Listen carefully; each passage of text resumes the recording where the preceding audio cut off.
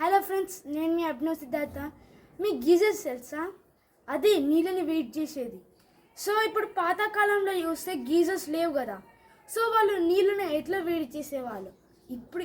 ఇప్పుడంటే గీజర్స్ ఉన్న వల్ల మన నీళ్ళు వేడి చేస్తారు.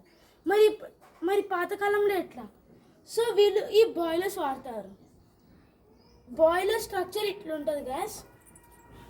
సో ఈ పెద్ద హోల్లో మనము స్టిక్స్, లాగ్స్ ఇంకా వుడ్ కట్ చేసి దీన్ని ఇన్సర్ట్ చేస్తాం అండ్ దీన్ని ఫైర్ చేస్తాం.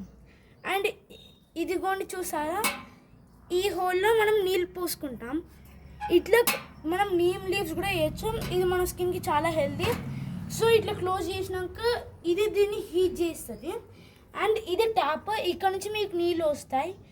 అండ్ కింద ఉన్నదా గైస్, ఇదే ఈ స్టాపర్, ఇక్కడ నుంచి మనకి యాష్ కోల్ వస్తుంది.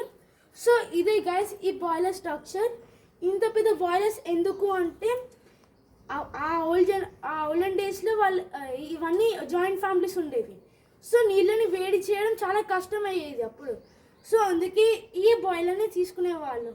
కానీ అప్పటికి చాలా హెల్ప్ఫుల్ అయ్యేది. So thank you guys.